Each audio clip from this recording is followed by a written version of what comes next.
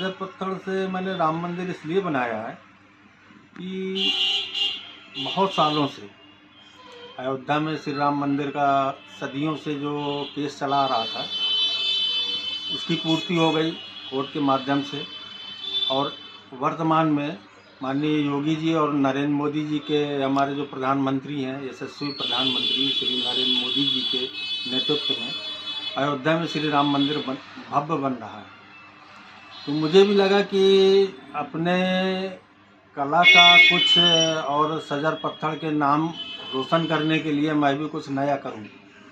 वैसे मैंने बहुत सारे आइटम बनाए हैं, ताजमहल बनाया, कलिंजर फोर्ट बनाया, टेबल लैंप बनाया, जिसमें मुझे राष्ट्रपति पुरस्कार माननीय श्री प्रणब मुखर्जी दादाजी के द्वारा प्राप्त हुआ था 2011 का। तो कब से बना रहे थे राम मंदिर आप ये? राम मंदिर में लगभग 1.5 साल का समय लगा उसको बनाने में। क्या लागत आई है?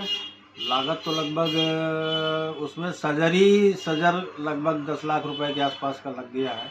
क्यों बनाया है आपने? इसका क्या मायने क्या है, उद्देश्य क्या है? उद्देश्य मेरा यही है कि मैं इस कला को आगे बढ़ाते हुए और माननीय प्रधानमंत्री श्री नरेंद्र मोदी जी को, योगी जी के समक्ष उसको भेंट करूं, ताकि सजर पत्थर का नाम और ज़्यादा रोशन हो सके और विदेशों में इसकी चर्चा हो सके। चूँकि एक राम मंदिर बन रहा है और जो राम मंदिर बन रहा है वो लाल पत्थर से और बहुत नक्काशी और तमाम प्रकार की उसमें कलाओं का और गवर्नमेंट के उससे बना है, तमाम हस्तशिल्पियों के द्वारा।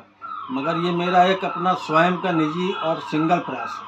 अच्छा, उसमें भगवान भी अंदर विराजमान है, रामलला? जी, रामलला की मूर्ति जो है मैंने लगाई हुई है, चांदी की बनी हुई, और उसी से मैंने पूरे सजर पत्थर से ही पूरा राम मंदिर मैंने बनाया। अच्छा, सजर पत्थर में इतनी सुंदरता कहाँ से आती है, कहाँ मिलता है, कुछ इसका डिटेल बताइए। सजर पत्थर बांदा केन नदी, नर्मदा नदी से निकलता है और केन नदी में पाए जाने वाला पत्थर ये बिडोल होता है। इसमें किसी प्रकार की कोई वो नहीं होती, मगर जब इसकी कटिंग होती है तो उसके अंदर नेचुरल आकृति पेड़ पौधों की निकलती है। तो हम लोग उसको 4 mm मोटा स्लेब काट करके उसमें साइज। अच्छा, ये आकृतियाँ कैसे उसमें ढल जाती हैं, कुछ इसका आज तक आंकड़ा मिल लगा है? नहीं, इसके 2 कारण हैं।